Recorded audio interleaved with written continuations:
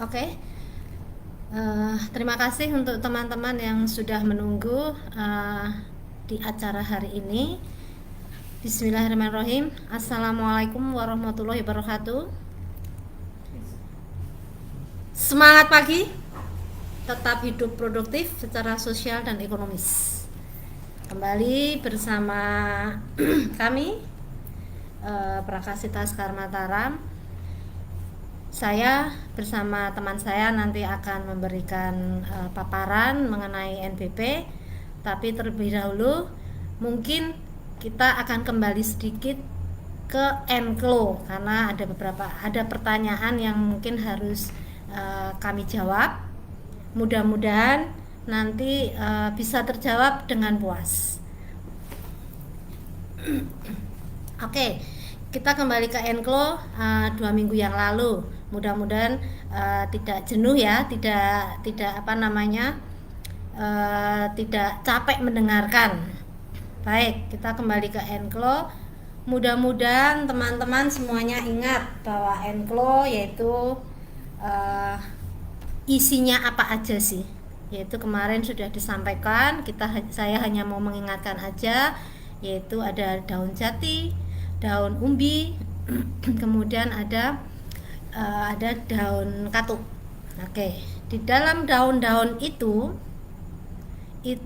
banyak kandungannya, dan ini yang akan saya sampaikan, yaitu diantaranya aja, yaitu ada antioksidan, antiinflamasi, dan kebetulan di daun-daun itu juga ada sumber energinya, yaitu karena ada kandungan karbohidratnya.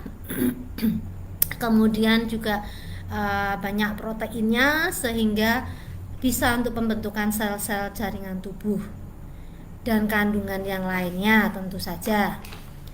Oke, saya hanya ingin berbagi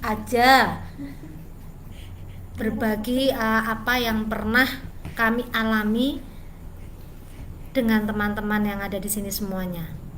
Oke, untuk antioksidan. Kalau kita bicara antioksidan, berarti kita akan bicara dengan adanya radikal bebas. Kemudian antioksidan sendiri itu apa toh? Yaitu zat yang dapat mencegah atau memperlambat kerusakan sel akibat radikal bebas. Nah, sebenarnya tubuh sendiri itu sudah memiliki zat pelindung antioksidan untuk menjaga radikal bebas itu tetap terkontrol. Ini kan dengan orang yang sehat ya, tentunya ya. Orang sehat pasti kita memiliki antioksidan yang bisa diproduksi oleh tubuh sendiri. Kemudian radikal bebas itu kalau tidak terkendali, maka dia akan bisa menyebabkan kerusakan jaringan tubuh. Yang memperparah biasanya adalah yang bisa merusak sel dan menjadikan biang penyakit kronis ya, seperti bisa ke jantung, kemudian kanker. Yang biasanya yang banyak terjadi larinya adalah ke kanker. Itu adalah radikal bebas, sehingga memang kita membutuhkan antioksidan. Kalau mungkin sekian puluh atau sekian ratus tahun yang lalu, tubuh mungkin mampu untuk mengatasi atau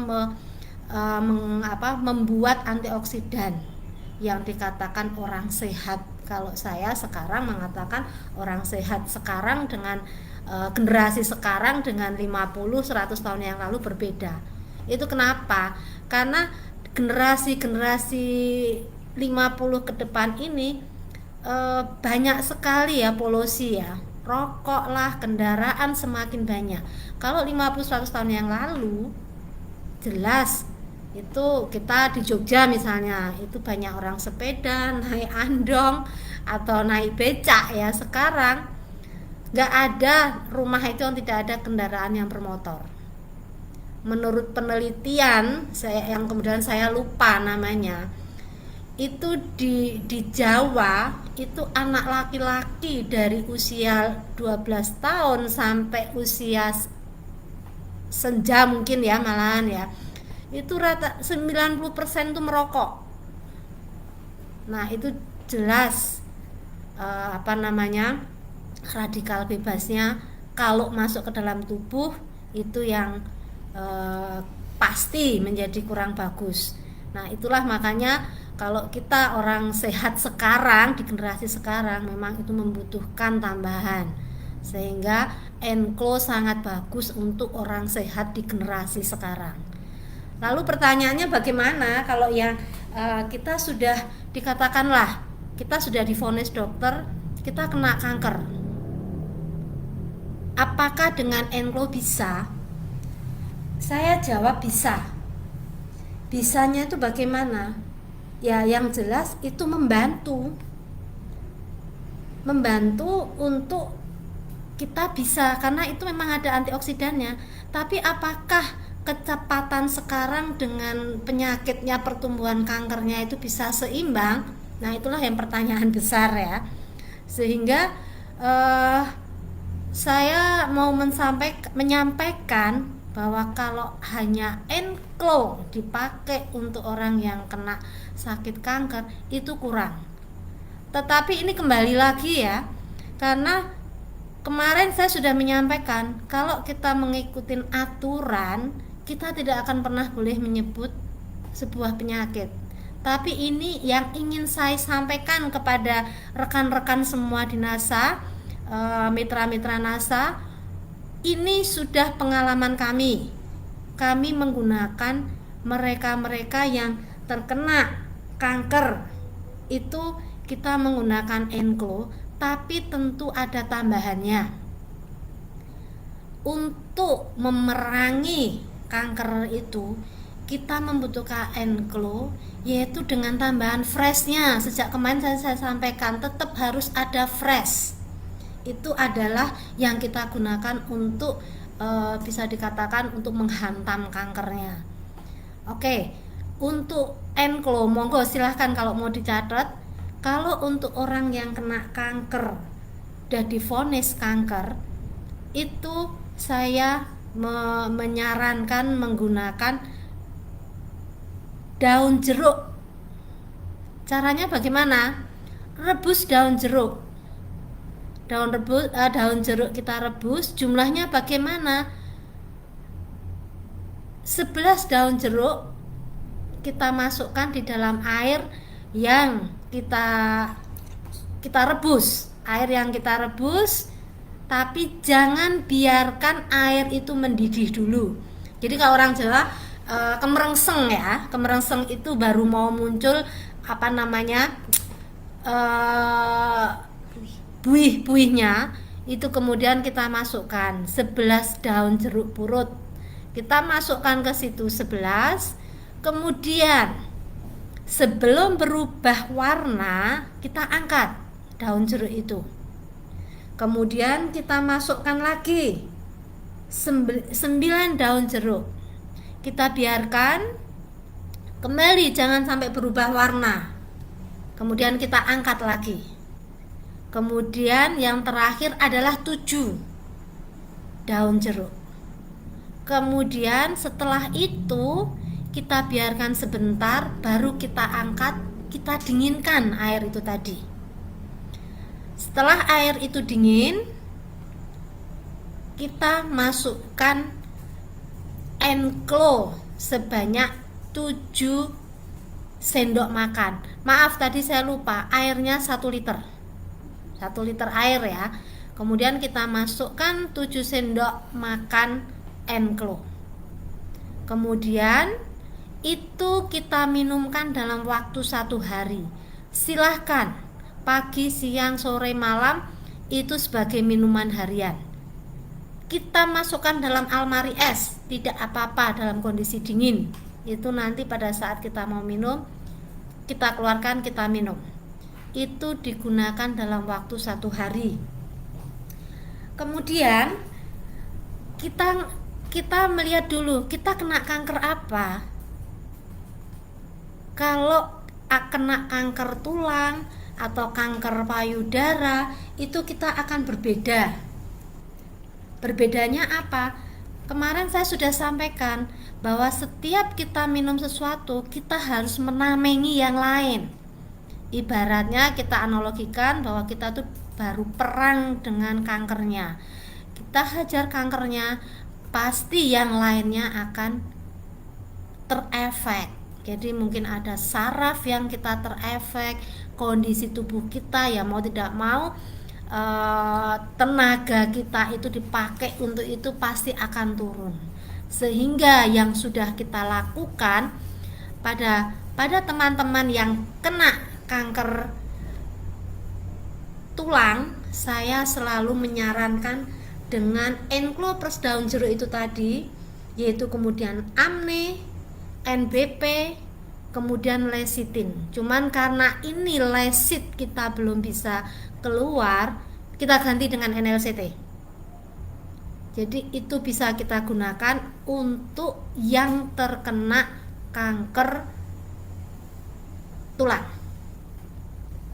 Jadi ini tadi maaf, untuk kanker tulang ditambah dengan kalsi. Jadi enklo, kemudian enklo yang kita olah dengan daun jeruk ya tentunya. Kemudian amne, NBP, NLCT dan kalsi. Kemudian bagaimana yang kena kanker payudara, dan ini sudah kita lakukan juga, yaitu kalau kena kanker payudara kita biasa menggunakan enklo, amne, NBP, NLCT. Itu. Lalu bagaimana yang kena kanker paru-paru, yaitu enklo, amne, NBP, NLCT dan huangti. Itu yang kita lakukan. Dan alhamdulillah benar-benar saya bersyukur itu tidak hanya 1-2 yang sembuh. Dan tentu saja minumnya tolong tidak hanya 1, 2, 3 bulan. Karena pada saat kita sudah minum, tolong cek semuanya, stadium dan sebagainya. Karena pernah ada yang terjadi, dokter mengatakan sudah bersih berhenti. Saya sudah sampaikan jangan berhenti dulu selama sekian bulan. Tapi karena sudah dikatakan berhenti, dia berhenti dan kemudian muncul lagi. Karena apa? Bahwa sel-sel kanker itu dalam kondisi tertentu tidak bisa terdeteksi dengan lab, diuji labnya, sehingga itu muncul lagi. Itu juga pernah terjadi. Sehingga saya selalu menyampaikan bahwa kalau dokter sudah mengatakan kanker atau kanker itu sudah tidak ada, tetap harus diminum 3 bulan ke depan. Hanya dosisnya per hari kita kurangi. Yang mungkin tadinya 1 liter, kita pakai hanya setengah liter. Kemudian terus sampai pada kita hanya minum untuk hanya enklonya saja tanpa daun jeruk. Itu yang sudah kita lakukan. Kemudian ada lagi, yaitu dengan kandungan antiinflamasi, yaitu adalah anti peradangan. Nah, ini beberapa teman juga pernah, yaitu batuk dan sebagainya. Itu kalau peradangan, batuk dan sebagainya, itu akan cepat juga dengan daun jeruk. Kembali lagi dengan daun jeruk. Daun jeruk apa? Daun jeruk purut. Atau mungkin kalau kita masak, kita bikin opor segala macam itu kan pakai ada daun jeruknya. Itulah daun jeruknya.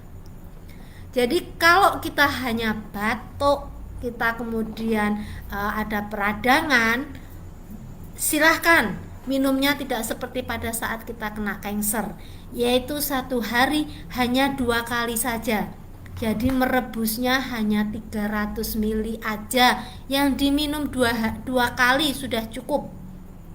Itu untuk peradangan, dan tentu saja sebaiknya tetap amne akan masuk. Itu seperti itu untuk peradangan. Kemudian untuk yang lainnya itu nanti pasti juga yang berkaitan dengan radang ya tentu ya. Itu juga monggo, tidak hanya radang radang tenggorokan, amandel kami juga sudah pernah, juga menggunakan daun jeruk, itu hanya Enclo dan Amne NBP. Itu yang kita sudah pernah beberapa kali, itu hanya minum 1-2 bulan amandelnya sudah bisa kempes. Itu pengalaman kami yang bisa saya share hari ini untuk Enclo.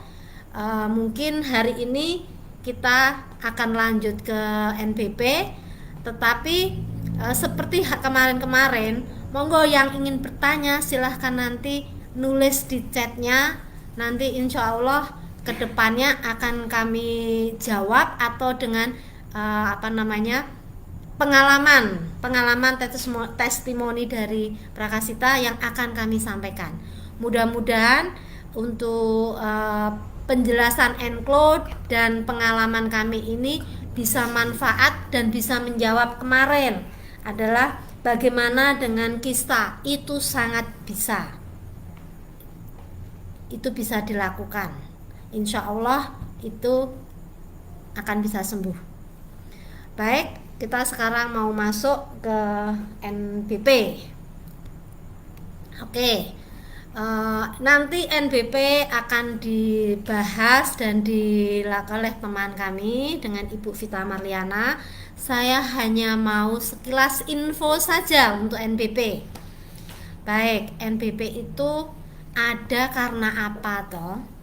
NBP itu ada karena dulu keprihatinan seorang Aji Kusumo, yaitu Pak Aji Kusumo, melihat anak-anak yang mengalami gangguan kognitif, yaitu banyak anak-anak yang idiot, kemudian ada autis, kemudian beberapa beliaunya Pak Aji itu komunikasi dengan psikolog dan sebagainya. Kenapa sih banyak yang IQ-nya rendah dan sebagainya, sehingga kita beranalogi bahwa orang-orang seperti itu berarti kalau kita menganukan dengan listrik itu ada konsletnya, sehingga harapannya Pak Aji dengan membuat seperti ini bisa membantu untuk itu.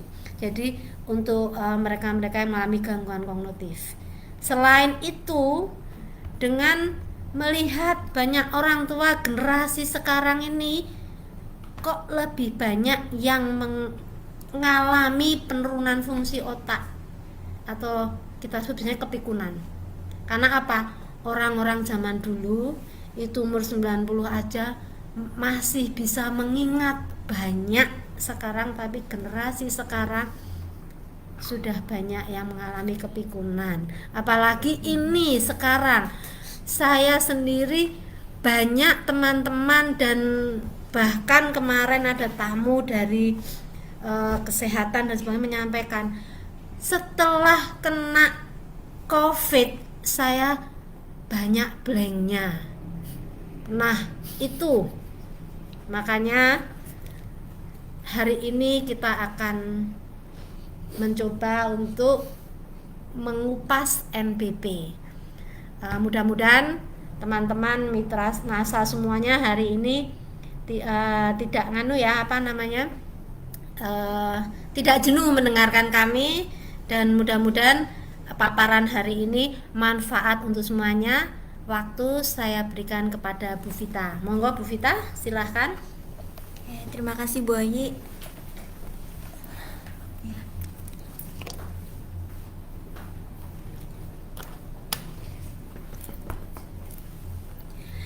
Assalamualaikum warahmatullahi wabarakatuh, sahabat NASA semua, dimanapun Anda berada. Salam kenal ya. Maaf, saya ini pertama kali saya presentasi nih. Jadi maaf aja nanti kalau saya banyak groginya ya. Oke, tadi sudah kita dapat cukup banyak penjelasan dari Bu Ayi, terutama mengenai produk kita yang kita bahas 2 minggu yang lalu, yaitu Enclo. Karena kemarin juga ada beberapa pertanyaan, dan hari ini kita khususkan untuk membahas Bu Ayi membahas tentang Enclo tadi, yang tadi udah dijelaskan bahwa Enclo itu bisa dipadu-padankan dengan beberapa produk kita untuk mengatasi khususnya yaitu kanker.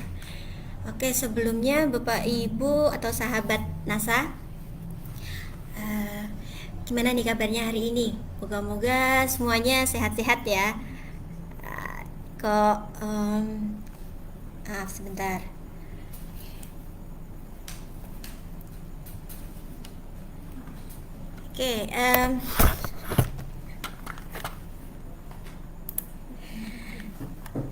Oke, hari ini saya dikasih mandat dengan Bu Ayi untuk memberikan paparan atau diskusi tentang produk kita, yaitu NBP. NBP mungkin sudah sahabat NASA kenal sejak lama ya, karena produk ini sebenarnya sudah umurnya kalau bisa dikatakan 10 tahun lebih ya Bu Ayi ya. Lebih mungkin Ya. sekitar 13 tahunan lah, bahkan 17 tahun. 17 tahun. Nah, bahkan sebelum saya ada di Prakasita, produk ini udah menjadi produk unggulan nih buat Prakasita maupun NASA.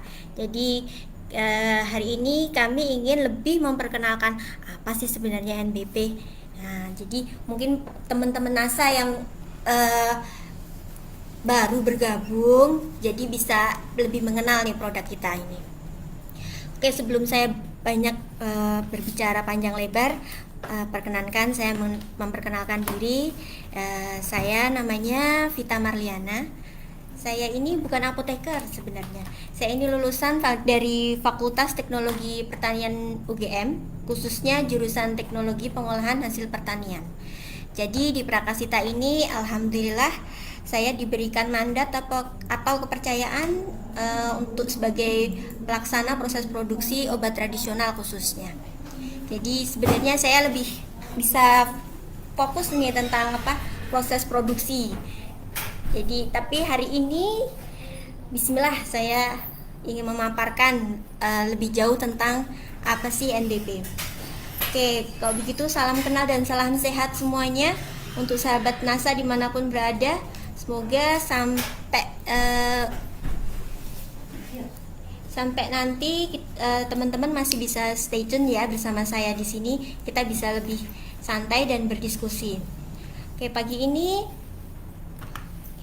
sebelumnya saya sebelum benar-benar kita masuk ke apa sih NBP, saya ingin memberikan gambaran umum sedikit tentang apa sih sirkulasi darah yang ada di tubuh kita. Kita harus kenal nih. Jadi setiap hari kita beraktivitas tapi kita tidak mengenal apa sih sistem yang berjalan di dalam tubuh kita. Nah, salah satunya yaitu sirkulasi darah. Oke, apa sih sirkulasi darah, Mbak Vita? Oke, sirkulasi darah atau yang biasa disebut dengan sistem peredaran darah itu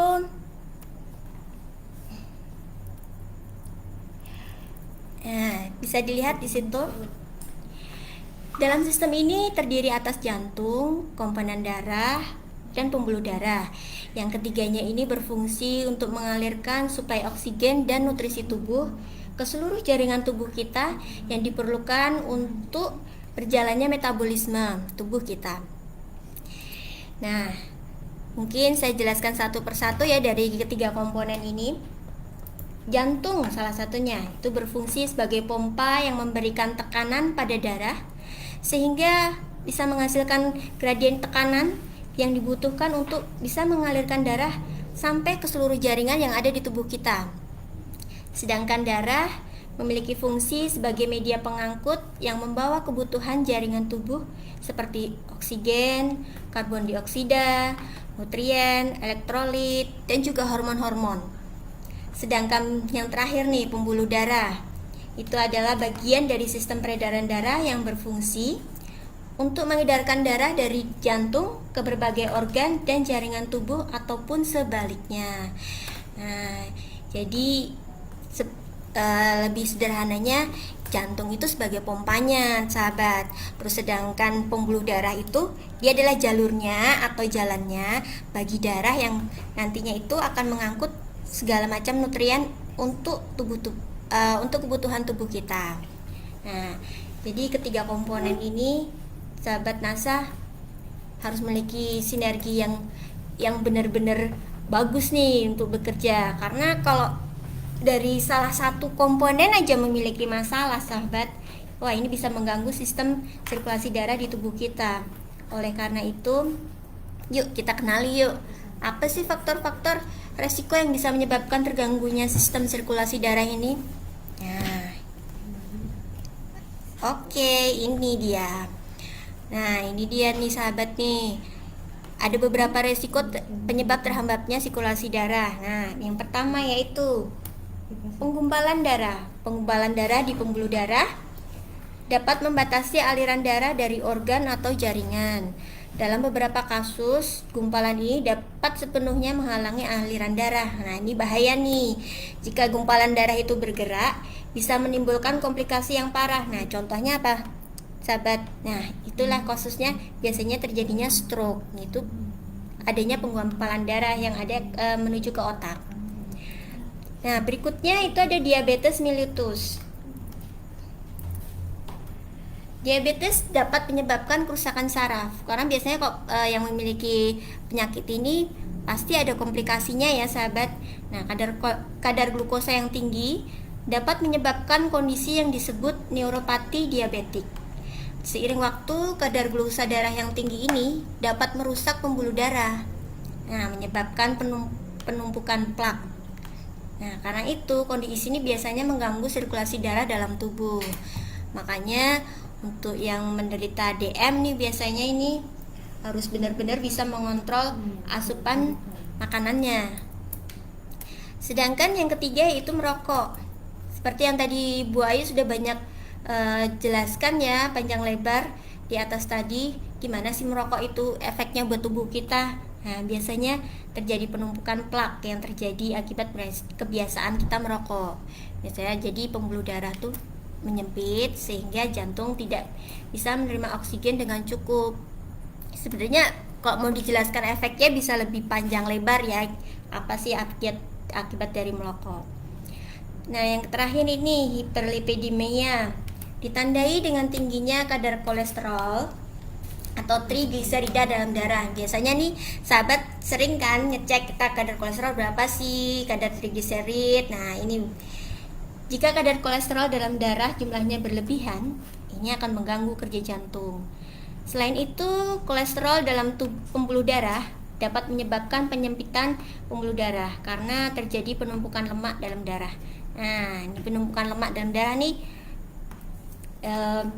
akhirnya bisa mempersempit serta membuat keras arteri kita, sehingga akan membatasi aliran darah. Jadi tidak bisa maksimal. Jadi ini teman sahabat-sahabat tadi apa yang saya jelaskan, kalau misalkan salah satu dari ketiga komponen tadi tidak bekerja secara maksimal, pasti akan mempengaruhi sirkulasi darah kita. Oke, mari lanjut. Ini apa sih pentingnya sirkulasi darah ke otak? Nah, tadi Bu Ayi banyak juga ya sebelumnya menjelaskan asal mula kenapa sih ada produk NBP ini. Nah, ini tadi juga berhubungan dengan keprihatinan dengan banyaknya kasus-kasus autisme pada anak atau kepikunan pada generasi tua saat ini. Nah, ini makanya ini saya menjurus ke sini nih, apa sih pentingnya sirkulasi darah ke otak? Semakin sering dipakai otak, semakin banyak kebutuhan energi bagi otak. Yang dimaksud energi di sini yaitu zat gula atau glukosa dan oksigen. Di dalam otak terdapat neurotransmitter nih, yaitu penghubung antar sel otak. Nah, yang membutuhkan asupan nutrisi dan oksigen yang cukup agar otak dapat bekerja lebih optimal lagi. Nah, makanan pokok kedua otak ini tadi yaitu oksigen sama nutrisi dari makanan ya, sahabat. Nah, nutrisi otak ini terdapat dari karbohidrat, ada dari protein, dari lemak juga sebagai bahan pembentuk sel otak yang sehat, sekaligus juga sebagai sumber energinya. Nah, aliran darah ke otak tidak hanya akan mencegah terjadinya berbagai penyakit otak yang berbahaya, tetapi juga memberi banyak manfaat langsung lainnya seperti, nah ini nih, bila kayak kan kita sering blank tadi ya katanya Bu Ayi ya, ada blank, kesulitan berpikir, kurang fokus, mudah lupa, mudah pusing, ataupun mata berkunang-kunang. Ini biasanya nggak hanya dialami oleh generasi tua nih, kadang malah kita yang muda-muda pun udah udah mengalami hal seperti itu, mudah lupa nih, lagi masih muda kok apa-apa udah lupa ya. Ya kayak gitu. Mungkin itu juga banyak disebabkan oleh kurang optimalnya sirkulasi darah kita ke otak. Tadi sahabat sudah tahu ya apa saja penyebabnya. Salah satunya itu tadi. Ya, terus ini di sini yang paling fatal yaitu dapat menyebabkan stroke dan koma. Oke, berikutnya sahabat, ini tadi kan kita udah tahu nih resikonya, bahayanya segala macam. Nah, nih kita harus kenali juga nih gimana sih caranya memperlancar aliran darah ke otak. Nah, di sini ada nih olahraga ringan. Kita jangan sampai nih kita jadi selama pandemi ini kita terkenal ya jadi kaum rebahan ya di rumah ya, karena harus menjalani aktivitas kebanyakan kita di dalam rumah karena kemarin kita ada PPKM lah, terus kerja juga kita lewat di rumah juga, jadi nggak bisa masuk kantor, jadi kita harus kerja di rumah. Kita jadinya kurang gerak nih, makanya bisa diatasi dengan olahraga ringan. Olahraga ini cara terbaik untuk memelancar sirkulasi darah, karena dengan olahraga ini jantungnya dapat kita melatih jantung sahabat. Jadi jantung itu kan pusat aliran darah tubuh, penting untuk memiliki jantung yang sehat jika ingin peredaran darah ke seluruh tubuh berjalan optimal. Nah, olahraga ini membantu otak mendapatkan lebih banyak oksigen. Ini berarti otak mendapat lebih banyak darah karena peningkatan aliran darah dalam tubuh. Nah, misalkan malas nih olahraga nih, udah panas ya sekarang ya. Olahraga tuh nggak harus yang berat kok teman-teman. Nah, misalkan nggak harus yang fitness selama 3 jam full, atau harus sepak bola selama berapa sih kalau sepak bola? Lumayan lama ya, hampir 2 jam. Bisa kok kita misalkan jalan kaki ke sekitar rumah, mungkin sekitar setengah jam atau 1 jam, itu udah termasuk olahraga ringan. Apalagi buat ibu-ibu rumah tangga nih, kita ngepel, kita nyapu, kita bersih-bersih, itu juga saya rasa udah termasuk olahraga ringan loh. Jadi mungkin yang harus lebih dikhawatirkan nih anak-anak muda nih, mereka jadinya seperti kalau udah pegang HP ini udah jadi kaum rebahan banget ini. Yang namanya mau gerak tuh malas banget, mau ngambil apa aja udah rasanya malas nih.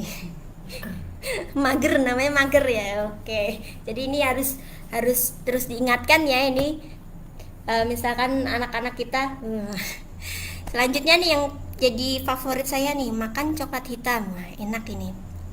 Jadi ini sebenarnya kalau untuk memperlancar aliran darah ke otak nih nggak susah-susah banget nih. Nah, ini makan coklat, siapa sih yang nggak coklat? Walaupun sebenarnya kalau di pasaran lebih banyak coklat itu coklat yang manis ya teman-teman. Tapi sebaiknya kita makan itu coklat hitam sahabat, karena kalau di coklat hitam ini kandungan gulanya itu hanya sedikit, dan kalau bisa itu tanpa tambahan susu.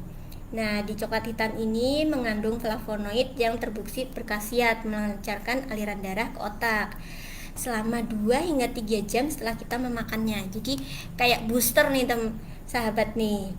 Jadi kalau yang nggak terlalu suka, coba deh coklat hitam.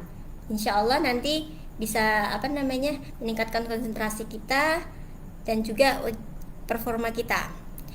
Oke, yang ini berikutnya makan makanan yang mengandung omega 3. Omega 3 adalah jenis asam lemak terbaik bagi otak, dan kita bisa memperolehnya dari ikan salmon, sarden, makarel. Nah,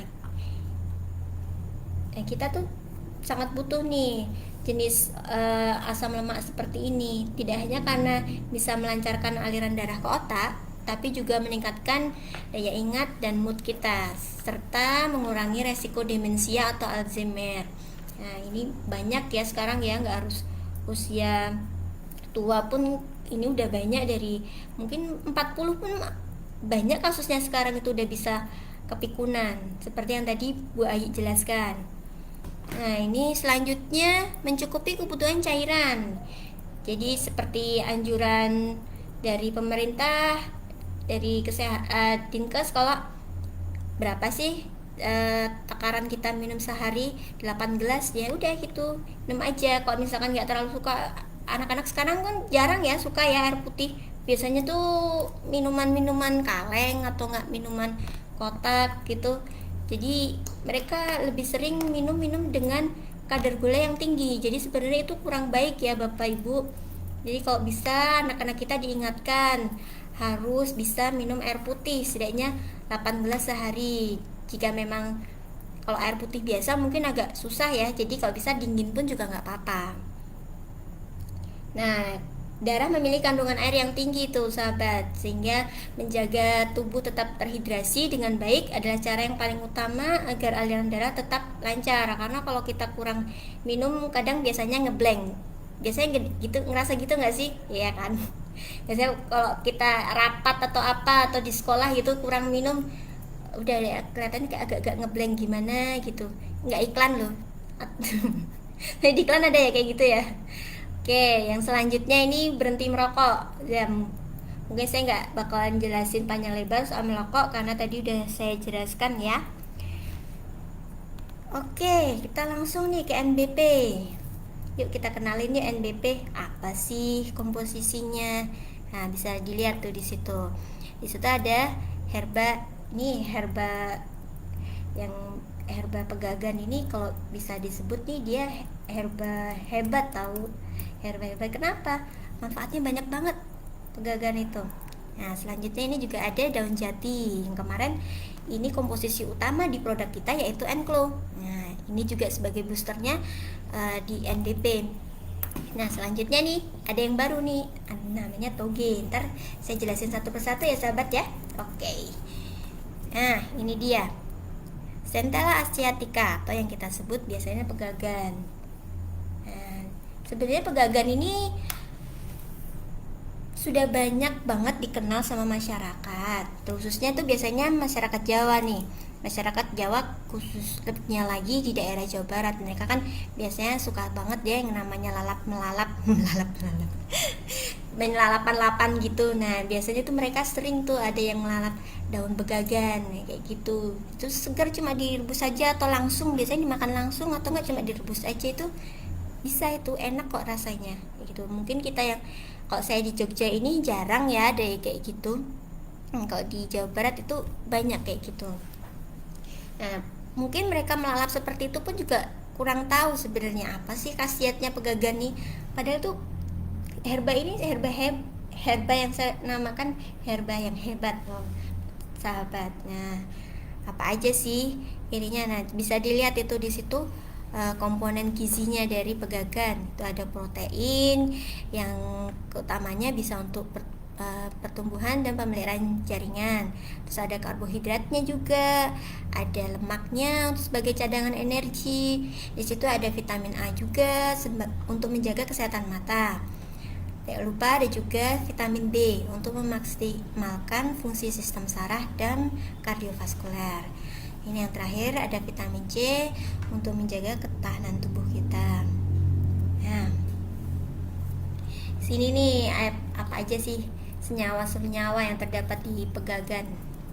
Nah, di situ ada alkaloid tuh, sahabat. Alkaloid ini bisa sebagai antibakteri. Nah, untuk yang karotenoid ini bisa digunakan sebagai antioksidan, sedangkan flavonoidnya sebagai antioksidan juga. Nah, yang terakhir nih, sahabat, ada triterpen. Ini sebagai anti-inflammatory. Apa sih? Nah, itu sebagai anti radang namanya. Nah, ini rekapannya.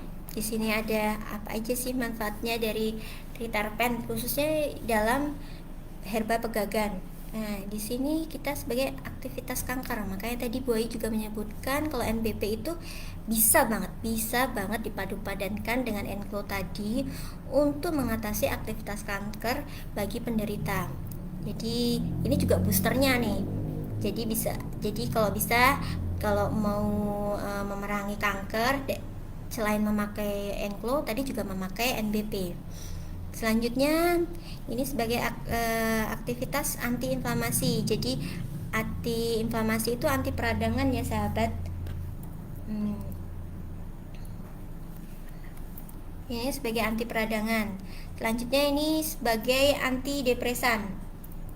Nah, antidepresan itu gimana sahabat? Jadi biasanya kita sering mengalami yang namanya kecemasan nih, kecemasan atau stres dalam menghadapi sesuatu nih. Nah ini NPP ini bisa banget nih sahabat nih dipakai untuk sebagai antidepresan, karena dia tadi apa, memperlancar sirkulasi darah kita ke otak. Nah, makanya dengan mengkonsumsi NPP yang kandungan utamanya yaitu daun pegagan, nah makanya ya biasanya pegagan ini telah dibuktikan dalam penelitian bahwa ekstrak pegagan ini bisa digunakan sebagai antidepresan. Selanjutnya ini membantu fungsi kognitif. Apa sih fungsi kognitif sahabat? Itu yaitu fungsi kompleks pada otak manusia yang melibatkan aspek memori baik jangka pendek ataupun jangka panjang. Itu yang berupa perhatian, perencanaan, nalar, dan strategi dalam berpikir dari seseorang. Nah, bayangkan sahabat, kalau fungsi kognitif kita terganggu, nah gimana itu? Aktivitas kita pastinya akan terganggu pula ya. Jadi ini nih, makanya yang paling penting dari pegagan itu apa? Sebagai pendukung anti kognitif kita. Lanjut, ini ada aktivitas neuroprotektif.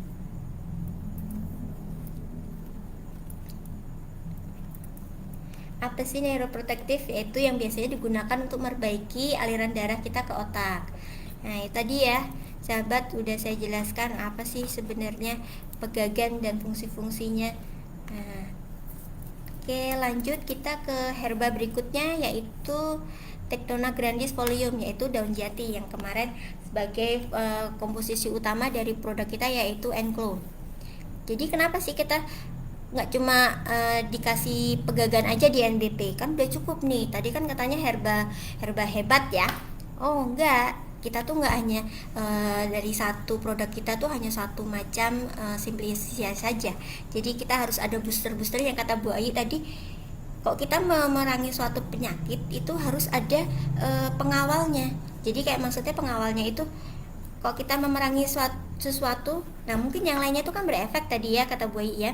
Nah itu kita harus melindungi yang lainnya ini. Nah makanya itu harus dibutuhkan herba-herba pendamping lainnya. Nah salah satunya itu ini daun jati. Kenapa daun jati ditekanin di sini? Nah mungkin kemarin sudah banyak dijelaskan sama Mbak Esi ya tentang apa sih manfaatnya daun jati. Jadi mungkin saya tidak terlalu panjang lebar nih tentang daun jati. Nah yang pasti nih daun jati nih antioksidannya tuh tinggi. Jadi tadi sudah dijelaskan juga tentang radikal bebas segala macam. Nah ini nih daun jati, dia selain jadinya pendampingnya tadi pegagan, yaitu melindungi organ-organ yang lainnya agar tidak terserang dari namanya apa, radikal bebas. Nah dilihat itu ya di slide-nya, ada alkaloid sebagai anti diare, anti diabetes, antimikrobia. Terus nyawa saponin sebagai antibakteria, antifungsi, dan menurunkan kolesterol. Nah, di sini daun jati juga memiliki kadar tanin yang cukup tinggi, itu sebagai anti diare, antibakteria, dan antioksidan. Sedangkan flavonoid sebagai antioksidan. Nah, ini juga ada kandungan steroidnya sebagai antiinflamasinya. Di situ juga ada protein dan juga karbohidratnya untuk sumber energi dan zat pembangun pembentukan sel-sel jaringan tubuh. Oke, ini kemarin juga udah dijelaskan sama Mbak Esi tentang aktivitas antioksidan yang di daun jati itu cukup tinggi, sahabat. Nah, oke, lanjut kita ada Phaseolus raditus atau toge. Kok bisa sih ini ditambahin sama toge? Mungkin sering ya, mungkin anak-anak atau kita dulu kalau dimasakin sama ibu tuh, Bu kok dimasakinnya toge lagi tuh Bu, toge lagi tuh Bu. Mungkin kan karena ya ayam atau apa gitu loh. Jangan salah ya, toge itu khasiatnya banyak banget sahabat. Nah jadi toge itu kan dia khususnya kalau kita ini dari kacang hijau ya togenya, karena toge itu biasanya ada dari dua macam, kacang hijau sama kacang kedelai. Nah kita ini memakai toge yang berasal dari kacang hijau. Pasti sahabat udah tahu lah kacang hijau tuh manfaatnya berbagai macam ya, udah bagus banget yang proteinnya lah, yang vitaminnya lah. Nah ini terlebih lagi kalau sudah menjadi kecambah sahabat. Kecambah itu biasanya lebih memaksimalkan fungsinya dari yang masih berbentuk biji tadi, karena dia pastinya sudah mengalami pemecahan senyawa-senyawanya, jadi lebih mudah untuk diserap sama tubuh. Nah ini dia nilai kandungan gizi dari tauge per 100 gram. Disitu ada proteinnya yang bisa bermanfaat untuk pertumbuhan dan pemeliharaan jaringan. Sedangkan karbohidrat bisa sebagai sumber energi bagi tubuh. Nah untuk vitamin A nya itu menjaga kesehatan mata. Disitu juga ada tinggi nih loh kandungan vitamin C nya 13%, bisa menjaga daya tahan tubuh, serta kalsium untuk menjaga kesehatan tulang dan tinggi. Nah ini dia kenapa sih kita nambahin tauge di NBP ini tadi, sebagai pendamping dari pegagan tadi. Jadi nggak cuma kita tuh ngelancarin darah hanya pakai pegagan aja, kita juga harus ditambah nih buat daya tahan tubuhnya apa nih. Nah kayak gitu, makanya kita tambahin tauge di produk ini sahabat. Nah di sini nih ada senyawa-senyawa yang terkandung di tauge. Ada alkaloidnya sebagai anti diare, anti diabetes, dan antimikrobia. Untuk flavonoidnya ini sebagai antioksidan. Nah ini yang keren nih, ada pitosterol. Nah di dalam tauge ini ada pitosterol sahabat, tuh sehat banget buat menurunkan kolesterol dalam darah kita khususnya. Nah, oke, jadi dari penjelasan saya tadi dari ketiga komposisi yang ada di NBP ini, saya rasa sahabat udah cukup wow ya. Di situ ada banyak banget manfaatnya, dari hanya tiap satu pegagan aja udah manfaatnya itu wow banget, apalagi ada 3 nih. Jadi saya rasa jangan ragu-ragu lagi deh, yuk konsumsi NBP nih. Nah, nanti pulang ini ya pesen ya biasa. Oke lanjut, ini saya akan menjelaskan gimana sih proses produksi NBP di tempat kami. Nah mungkin ini sedikit keahlian saya nih, karena saya juga sebenarnya lebih fokusnya ke proses produksinya. Nah di tempat kami nih, selain tadi fokus pada komposisinya NBP tadi kan udah wow ya, jadi jangan sampai dong kalau udah komposisinya wow tapi proses produksinya ya seadanya lah, sakarepe kok orang Jawa bilang. Sakarepe maksudnya itu ya udahlah gitu aja lah, dibikinnya gitu aja lah, yang penting jadi gitu. Enggak, kalau kita proses produksi itu semampu kita itu harus mengikuti aturan dari Badan POM sahabat. Nah apa sih aturannya kalau di obat tradisional? Nah aturannya itu namanya CPOTB, itu kepanjangannya yaitu cara pembuatan obat tradisional yang baik dan benar. Nah jadi di tempat kita di Prakasita itu harus itu sahabat, dari semua lini produksi itu harus menerapkan CPOTB. Jadi nggak cuma satu satu lini, maksudnya satu proses aja yang ini aja, nanti yang lainnya udahlah nyantai aja, yang biasa aja gitu. Enggak. Jadi dari awal, nah mulai dari penerimaan bahan baku ini pun sudah ada pengecekannya sahabat. Bahan baku tuh nggak sembarangan kita terima, jadi itu harus dicek. Nah kemarin ada sahabat saya tuh namanya Mbak Esi. Nah Mbak Esi itu kan apoteker ya. Nah dia itu di sana itu bertugas untuk pemastian mutunya sahabat. Jadi ini tugasnya Mbak Esi nih, kalau nerima bahan baku tuh harus dicek udah bener tidak, bener nggak ini pegagannya, sesuai nggak speknya, maksud saya spesifikasinya ya. Jadi nggak asal kita terima pegagan yang asal-asalan aja, enggak, itu udah ada pengecekannya. Jadi saya nggak mungkin produksi itu lanjut kalau nggak ada ACC-nya dari pengawasan mutu atau pemastian mutu. Nah setelah bahan bakunya udah oke nih sahabat, baru kita lanjut ke persiapan bahannya. Persiapan bahan yang baik tuh gimana sortasinya, jadi nggak semua udah langsung masukin aja gitu, enggak. Jadi kita pilih nih, kalau ada herbanya yang kurang bagus ya kita singkirin, terus kita pilih yang bagus-bagus, kita cuci dengan bersih, baru nanti kita proses selanjutnya, ada perajangannya, ada pengeringannya itu.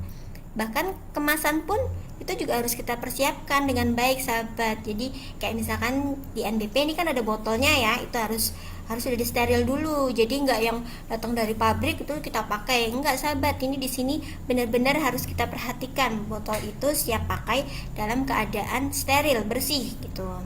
Nah, terus juga ini lanjut kita ke proses pengolahan ya, ada penimbangan itu harus dilakukan secara teliti maksudnya gimana sahabat? Kok di sana tuh nggak boleh sahabat nimbang sendiri, nimbang tuh harus ada partnernya. Jadi dia tuh merhatikan sebagai pemeriksanya, oh bener nih tadi ditimbang segini nih, jadi biar formulanya apa, tepat formulanya, jadi tidak ada asal-asalan, jadi nggak boleh, biar khasiatnya tetap sesuai. Nah, ini proses selanjutnya yaitu ekstraksi. Ekstraksi apa sih maksudnya sahabat? Nah, ekstraksi itu adalah pemisahan satu atau beberapa bahan dari suatu padatan atau cairan dengan bantuan pelarut. Nah, dari ekstraksi ini kita dapat sarinya nih. Kita dapat sarinya pegagan, sarinya dari daun jati, maupun sarinya dari toge tadi. Nah, inilah yang kita pakai nantinya.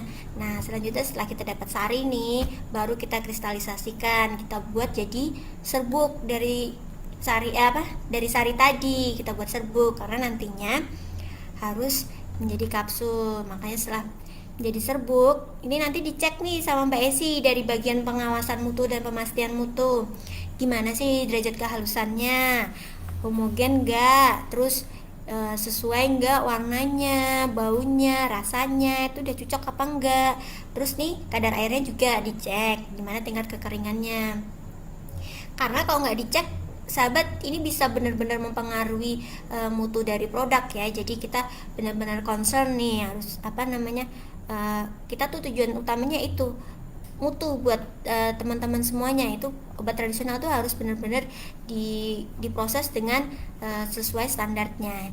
Nah, ini selanjutnya setelah tadi kita dapat serbuknya, baru deh kita isikan itu tadi serbuknya ke dalam kapsul. Jangan salah lagi sahabat, ini dicek lagi loh sama Mbak Esi. Nah, di sini ini nanti dicek lagi nih, ada organoleptisnya, kapsul tuh, keseragaman bobot. Jadi nggak yang asal aja itu, yang satunya kapsulnya isinya berapa gram, yang satunya beda lagi, enggak. Jadi itu harus seragam, karena itu mempengaruhi nantinya kualitas dan khasiatnya dari NBP. Serta ini juga dicek kebersihan kapsulnya.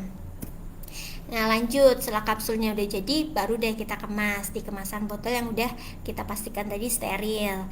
Terus baru, nah ini nih kita bikin cantik nih. Gimana sih NBP biar cantik, gak hanya cuma di botol aja. Nah, baru nanti kita kasih label, terus kita masukin ke dalam dus. Ya, ini jadi itu pun gak salah nanti juga dicek lagi sama Mbak Esi. Nah, labelnya bener nggak, terus dosnya juga bener nggak, terus codingannya juga bener nggak. Nah, itu baru deh kalau sudah benar, nanti di ACC nih produk jadi sudah lulus. Setelah produk jadi sudah lulus, baru kita simpan di gudang. Gudang pun jangan salah, harus ada pemantauannya, suhu, kelembapan selama penyimpanan, karena kalau gudangnya itu tidak terawat, pastinya akan mempengaruhi mutu dari produk kita juga. Nah, setelah ini semuanya baru nanti kita distribusikan ke sahabat semuanya yang ada di seluruh Indonesia. Nah, ini sahabat NBP. NBP itu sudah terdaftar ya di Badan POM. Jadi ini ada nomor POM TR-nya 063365141. Bisa tuh sahabat cek semuanya kalau penasaran sebenarnya NBP tuh resmi nggak sih, sebenarnya yakin nggak sih. Jadi kalau misalkan ragu-ragu, monggo dicek, bisa dicek di badanpom.co.id. nanti ada cek produk itu ya, nanti pasti di situ keluar tuh ada NBP. Selanjutnya ini khasiat dan kegunaan NBP sesuai dari etiket yang disetujui dari Badan POM. Nah, itu ada membantu sirkulasi darah. Gimana sahabat? Ini penjelasan saya udah cukup panjang lebar ya tentang NBP. Ayo jangan ragu lagi nih. Gimana sih? Tadi udah banyak, ada 3 komponen herba hebat nih di dalam NBP. Jadi yuk nanti yang pengen tanya-tanya lagi, masih kepo, masih kurang nih, pengen infonya masih kurang nih Mbak Vita, pengen tahu yang ini itu tentang NBP, monggo silahkan, kita nggak menutup ya. Nanti bisa ditulis di komen apa aja pertanyaannya. boleh banyak, mau langsung satu orang tanya 5 pertanyaan pun is okay, nggak masalah. Insya Allah besok pada pertemuan hari Rabu ya Boy ya, tanggal 29 nanti kita ketemu lagi loh sama Prakasita dan NASA. Kita membahas produk kita yang lainnya. Jadi insya Allah nanti bakal dijawab pada hari Rabu. Jadi yang hari ini mengajukan komen pertanyaan-pertanyaan, jangan lupa besok kita ketemu lagi hari Rabu ya. Oke. Saya kasih bocorannya aja ya. Besok hari Rabu tuh kita mau bahas NLCT. Nah itu dia, itu juga produk kapsul kita nih. Ini produk yang nggak kalah wow-nya juga. Jadi jangan lupa sahabat hadir ya. Nah ini dia, ada aturan pakainya. Nah ini 4 kali sehari 1 kapsul, pagi dan siang sebelum makan, atau juga di malam hari sebelum tidur. Ini bisa dikonsumsi dari anak-anak, remaja hingga orang tua, aman, insya Allah aman buat kita semuanya. Jadi bahkan kakak saya yang hamil pun minum loh NBP nih sahabat, dan akhirnya itu ponakan saya itu ampun deh ceriwis, pintar sekali.